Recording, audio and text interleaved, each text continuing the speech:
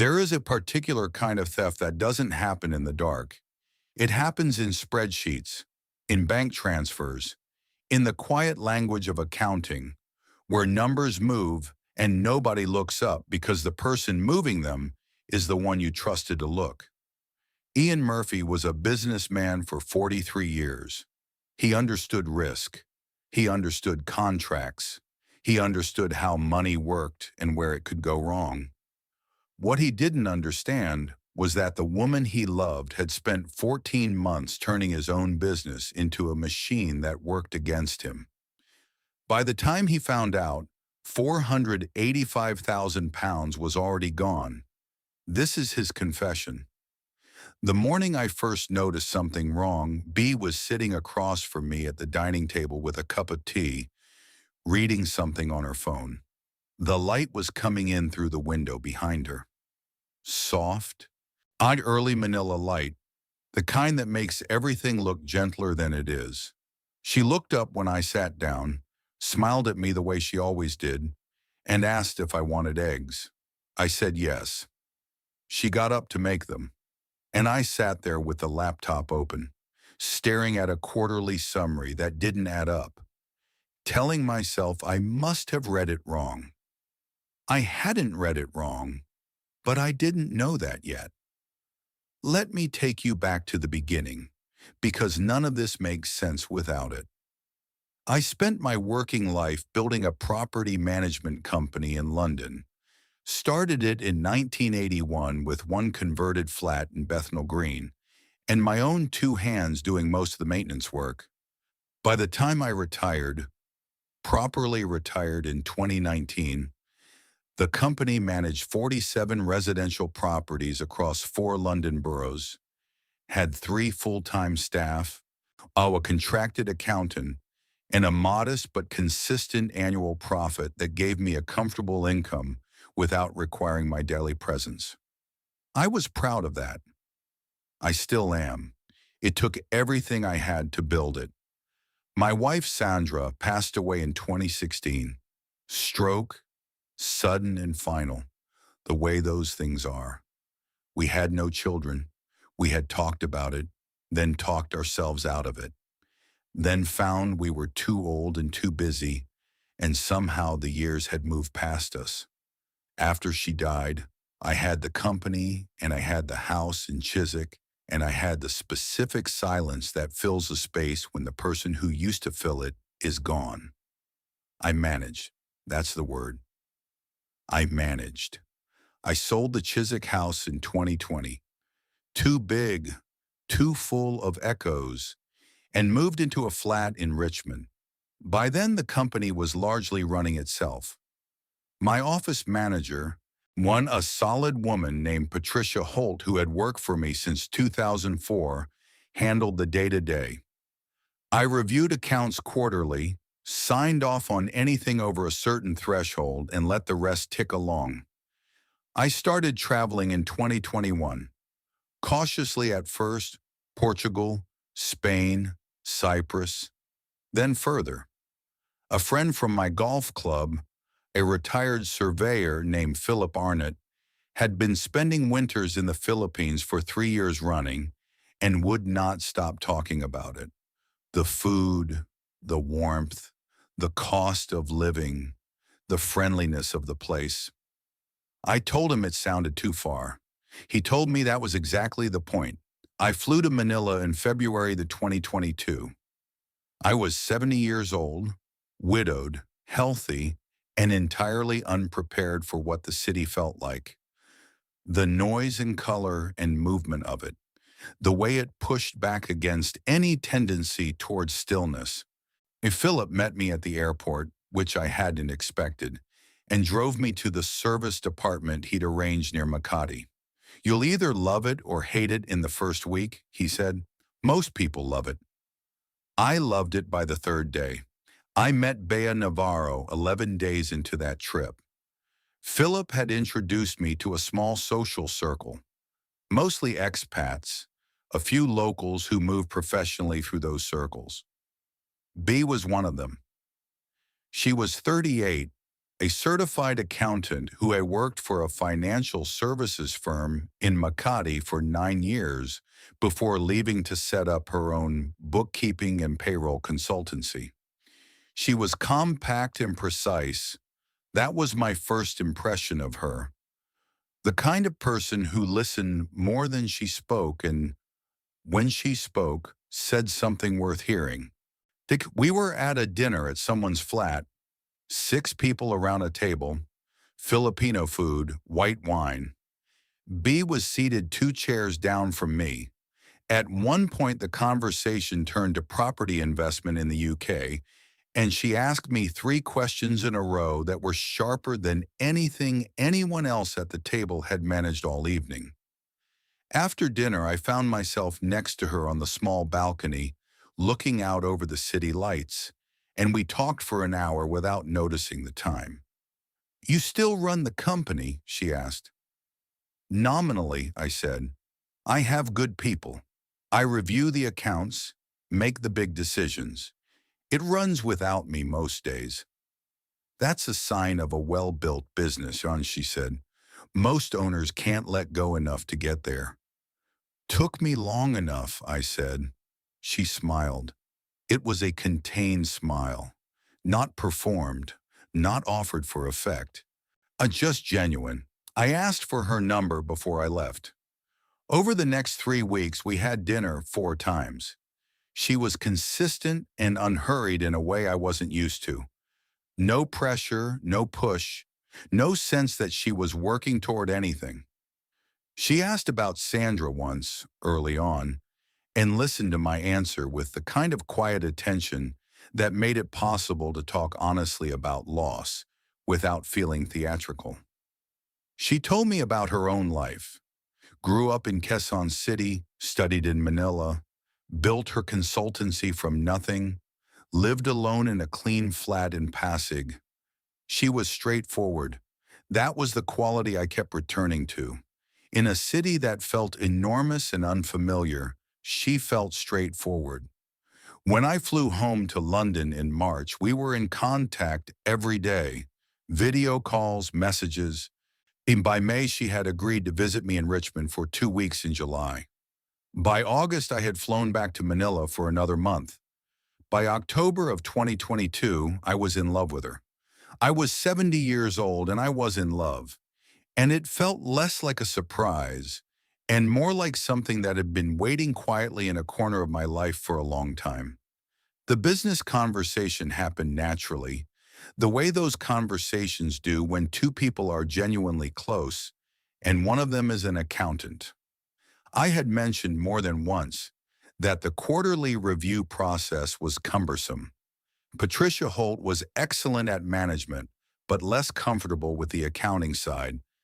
She flagged anything unusual to the contracted accountant, a man named Graham Fielding, who came in once a quarter and charged accordingly. The system worked, but it was slow. Sometimes I didn't get a clear picture of the company's financial position until 6 weeks after the end of a quarter. "That's a long lag," B said on a call in November 2022. "In a property business with fluctuating maintenance costs and rental cycles, 6 weeks is a long time to be flying blind." "I know," I said. "It's always been a weakness." "I could set up a live dashboard for you," she said. "Cloud-based, linked directly to the accounts.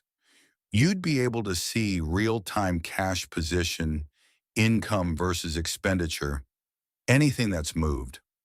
I do it for 3 of my clients here. It takes about 2 weeks to configure properly." "How much would that cost?" I asked. "Don't be ridiculous," and she said. "B, it's 2 weeks of setup work. I'll do it as a favor. If you want to pay me something afterward, we can talk about it." I thought about it for a few days. Then I thought, she's an accountant, she's professional, she's the most financially literate person I know, and she's offering to help me modernize a system that has been creaking for years. The logic was clean. The trust was there. I gave her red access to the business accounts in December 2022. She set up the dashboard in January 2023. It was genuinely excellent, clean, clear, updated in real time. I could see the company's financial position every morning over coffee without waiting for Graham Fielding to come in and tell me what had happened 2 months ago. Patricia Holt was relieved. She told me so directly. "It's so much clearer," Patricia said on a call in February. "I can see immediately if a maintenance invoice is out of the ordinary. It's made my job much easier." I told Bea and she was quietly pleased.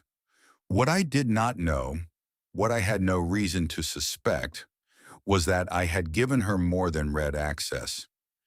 I had given her access through a cloud accounting platform that was linked not just to reporting, but to the underlying bank integration. In plain terms, she could see the accounts, but through the integration layer, with the right credentials, she could also initiate certain transfers, specifically transfers tagged as supplier payments, which the system processed automatically if they fell within a certain threshold and matched a pre-approved supplier category. I did not know this because I had not read the platform's technical documentation carefully. I am a businessman, not a technology expert, and I had trusted the platform's setup wizard and assumed that red access meant red access. It didn't. Not entirely. And B, as a professional accountant who had worked with this type of platform for years, knew exactly what it meant. The first diversion happened in January 2023. I know this now from the forensic accounting report. At the time, I saw nothing. The platform's dashboard, the one she had built, displayed a slightly modified view, not dramatically altered, just enough to fold certain outgoing transfers into existing expense categories so they didn't appear anomalous at first glance. A maintenance payment would show the correct total for that category even if the actual invoiced amount was lower, because the difference had been redirected and the dashboard summary smoothed it over. She had built me a window that showed me what she wanted me to see. The first signs that something was off came in March 2023, and they came from an unexpected direction. Graham Fielding, doing his quarterly review, called me with a question. "Ian," he said, "I'm looking at the maintenance category for Q1. The total on the platform summary is £31,400. But when I pull the individual invoices, I'm coming up to £24,600. There's a gap of about £6,800 that I can't reconcile to a specific invoice. Could it be a timing issue?" I asked. "Something posted late?" "Possibly," he said. "I'll keep looking, but I wanted to flag it." I told him to keep looking and let me know. I mentioned it to Bea that evening, casually. I said Graham had found a reconciliation gap and was investigating. She said, "It's probably a batch posting issue with the bank integration. Those platforms sometimes double post when the bank feed refreshes at the same time as a manual entry. I've seen it before. I'll check the logs." She seemed unconcerned, entirely matter of fact. "Okay," I said. "Let me know what you find." 2 days later, she told me she had found the error, a technical duplication, and had corrected it. She sent me a screenshot of the correction log. Graham Fielding called me the following week to say the gap had been resolved. I did not think about it again. I should have. God, I should have. Through the rest of 2023, I flew to Manila 4 times. Bea and I were, in every meaningful sense, a couple. She came to Richmond twice more, Christmas 2022, and again in the spring of 2023. She met Philip Arnott, who liked her straightforwardly and said so. She did not meet Patricia Holt in person, though they had spoken on calls several times about the dashboard. I was happy. That is the simplest way to say it.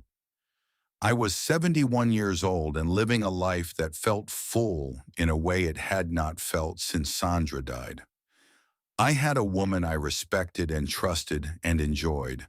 I had a business that was running cleanly. I had warmth and travel and purpose. I was completely, entirely deceived. The morning I sat at the table and watched her make eggs, the morning everything started to crack, was in April 2024. I had flown out 10 days earlier for what was supposed to be a 6-week stay. I was feeling settled and content. The quarterly summary I had opened that morning showed a total maintenance expenditure for Q1 of £47,300. That seemed high, and not impossibly high. London property maintenance costs had been climbing, but high enough that something in the part of my brain that had run a business for 40 years made a quiet note. I pulled up the individual invoice list. I went through them one by one. The invoices totaled £31,900. There was a gap of £15,400 that I could not find a corresponding invoice for. I closed the laptop. I sat there. I told myself it was probably another posting error, the same kind Graham had flagged a year ago. A technical duplication, a batch refresh issue, something that would resolve itself with a look at the logs. But something about the number, £15,400, not £6,800, sat differently. It was larger. And I found myself thinking, for the first time, about the fact that B had been the one to resolve the last gap. B had sent me the screenshot of the correction log, and I had not asked Graham Fielding to verify it independently. I did not say anything at breakfast. I watched her across the table, composed, unhurried, asking if I wanted more tea. The same woman I had sat with on a balcony in Manila 2 years ago, talking about the city lights. The same precision, the same contained warmth. Nothing in her face told me anything. That afternoon, while she was at a client meeting, I called Graham Fielding directly.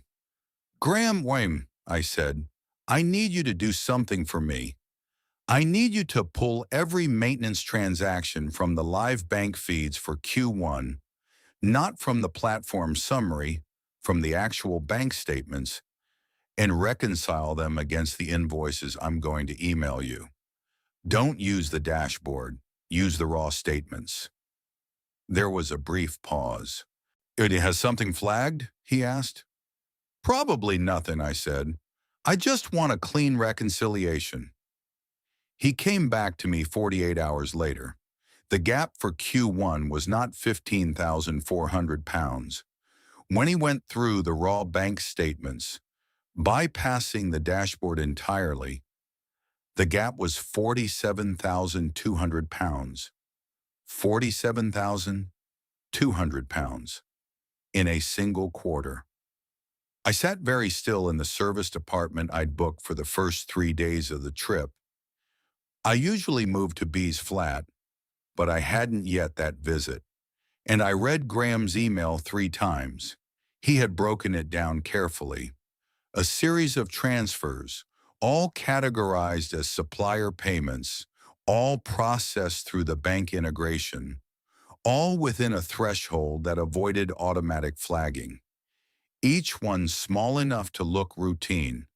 Together across 1 quarter, nearly £50,000 gone. And if it had been happening for longer than 1 quarter? I asked Graham to go back further. I asked him to pull the raw statements going back to January 2023. He called me the next morning. "Ian," he said, and his voice had that specific flatness that people use when they're delivering news they don't want to deliver. "I've gone back 14 months. The total discrepancy between the raw bank statements and what's showing on the platform is £485,000. I didn't speak. I think you need to know, he said carefully, that the transfers are structured. Regular amounts, varied enough to avoid a pattern, but within the same supplier category codes. This didn't happen by accident. Someone who knew how this platform worked set this up deliberately. I still didn't speak. Ian, he said, is there anyone besides yourself with access to the platform and the bank integration? I put the phone down, not hung up on him, just set it on the table and sat there, looking at the wall. £485,000, 14 months, my own business, my own accounts. The woman in the next room, in her flat, 3 kilometers away, at her client meeting, had built me a window. And through it, while I was looking at the view she had arranged for me, she had been emptying the room behind me. I did not confront her that evening. I know that might seem strange, but I needed to understand the full picture first, and I needed to be certain, and I will be honest, I needed time to accept what I was being told, because part of my mind was still constructing alternative explanations. A platform error, a third party who had somehow obtained access, is something that would turn out to have a different name than the one I could feel forming at the edge of my thoughts. I called Philip Arnott. Philip was in Cebu for the week. He answered immediately. I told him everything, all of it. The summary gap, Graham's call, the £485,000, the platform access I had given B 18 months ago. Philip was quiet for a long time. Then he said, Ian, I'm getting on a flight tonight. You don't need to do that, I said. I'm not asking, he said. I'm telling you. Don't do anything until I get there. Don't confront her. Don't transfer anything. Don't change any access credentials yet. That might trigger something on her end. Just wait. Philip arrived the following afternoon. We sat in my service department.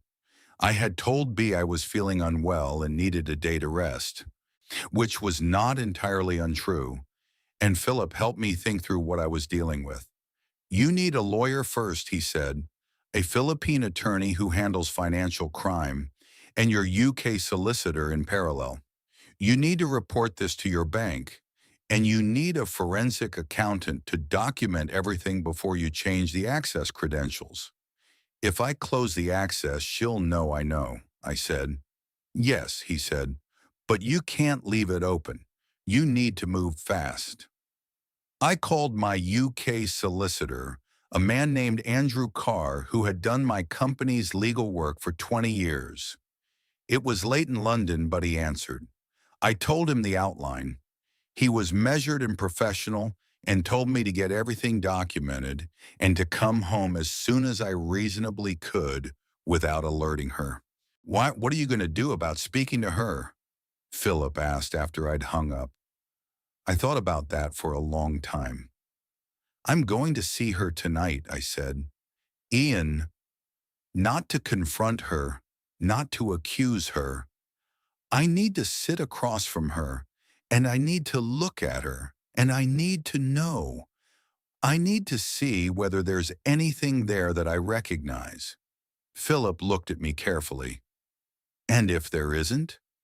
Then at least I'll know, I said. I went to Bee's flat that evening. She had made dinner, something with rice and pork, the kind of meal she knew I liked. The flat smelled warm and familiar.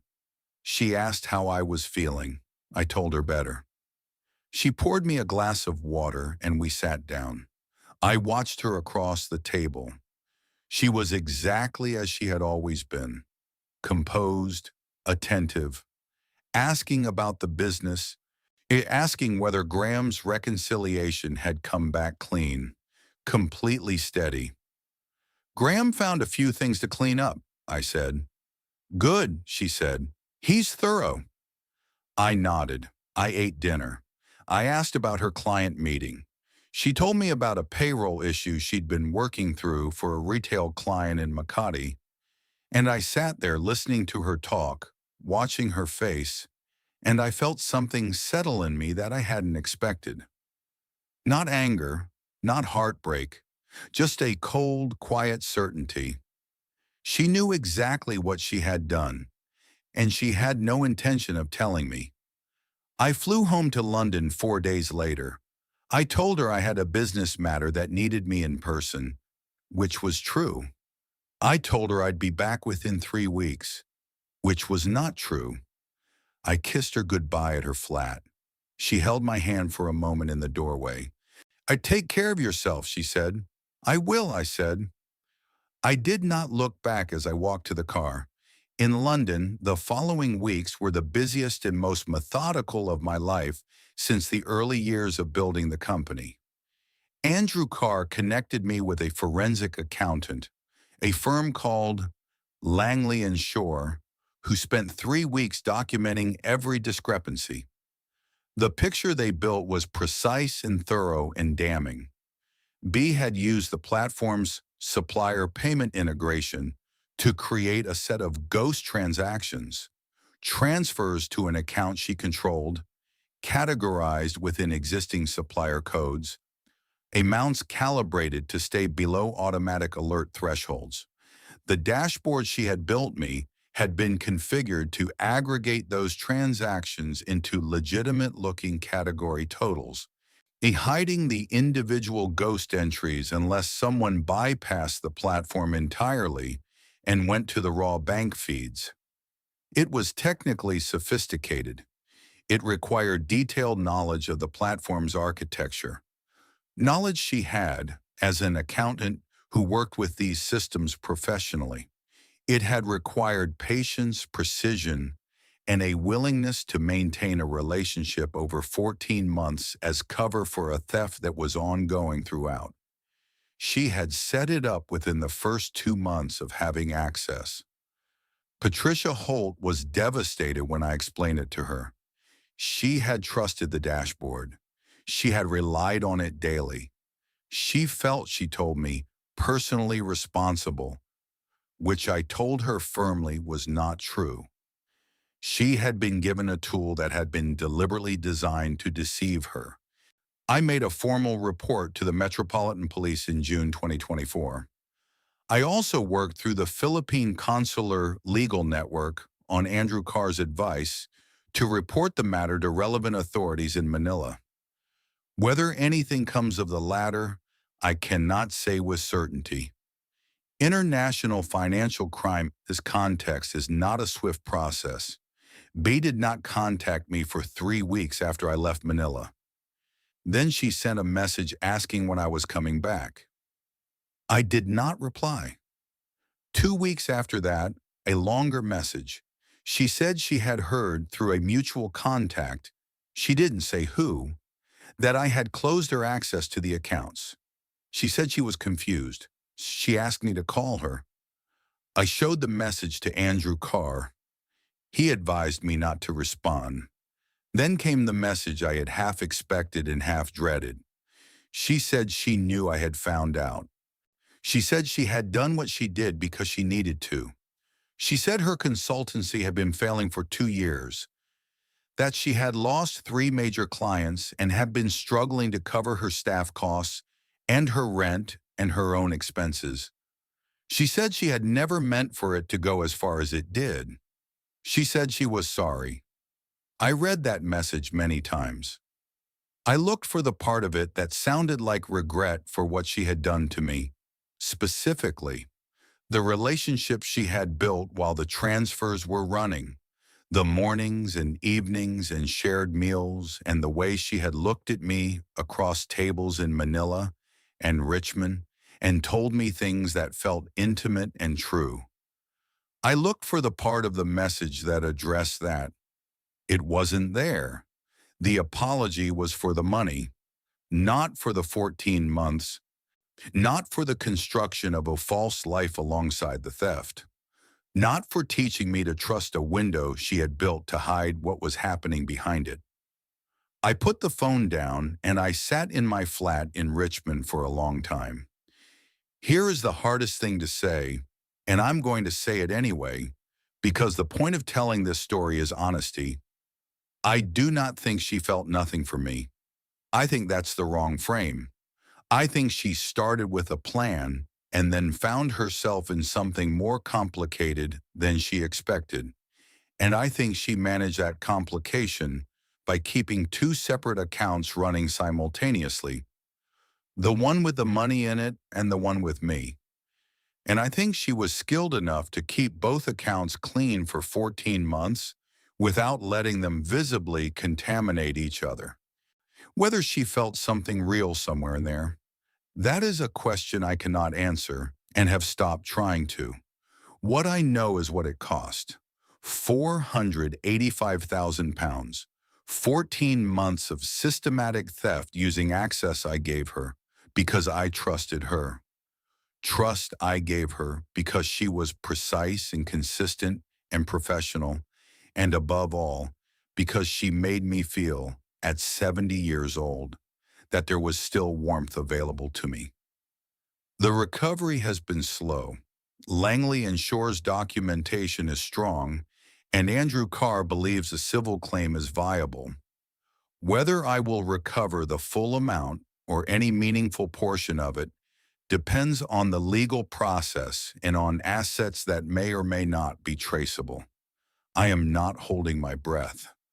I am trying not to build my peace around an outcome I cannot control. The business has survived. That matters to me enormously. Patricia Holt is still there. Graham Fielding is still there. We have implemented a proper separation of duties. The person who builds your reporting tools should never be the same person who has access to the underlying payment integrations. That is something I should have known. That is something any accountant who wanted to help me honestly would have told me. The dashboard is gone. I have a new system built by a firm Andrew Carr recommended, with proper audit trails and access logs and a clear firewall between view permissions and transaction permissions. It is less elegant than what B built. It is also honest. Philip Arnott came to dinner in Richmond in July 2024. We sat in my flat and he brought a bottle of wine and we talked for 4 hours. He did not say I should have known better, because he is a good friend and because I already knew it. He said something else instead, toward the end of the evening, that I have thought about many times since. You gave her something valuable, he said, not just the access, your attention, your trust. You were present with her in a way you hadn't been with anyone since Sandra. That's not nothing.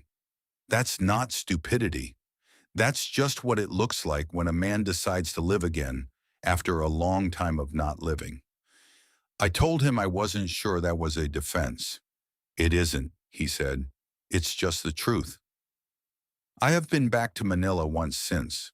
I went in September 2024, not to find B, not to confront anything, but because the city itself had never done anything wrong. I stayed in Makati for 2 weeks, and I had dinner with a couple of people from the old expat circle. Not Philip's crowd this time, a different group. I walked along the bay in the evenings and watched the light change over the water. I did not contact B. I did not look for her, but on my last evening, I walked past the street where the restaurant was, the one where we had dinner those first weeks in 2022. I stopped outside for a moment. The restaurant was still there, still full, same tables visible through the window. I stood there for a minute, maybe 2. Then I walked on. I am 72 years old. I have £485,000 less than I should have. a mortgage on the business recovery I hadn't planned to be making at this point in my life, and a set of memories that I no longer know how to categorize because some of them feel real and some of them feel like stage dressing, and I cannot always tell which is which anymore.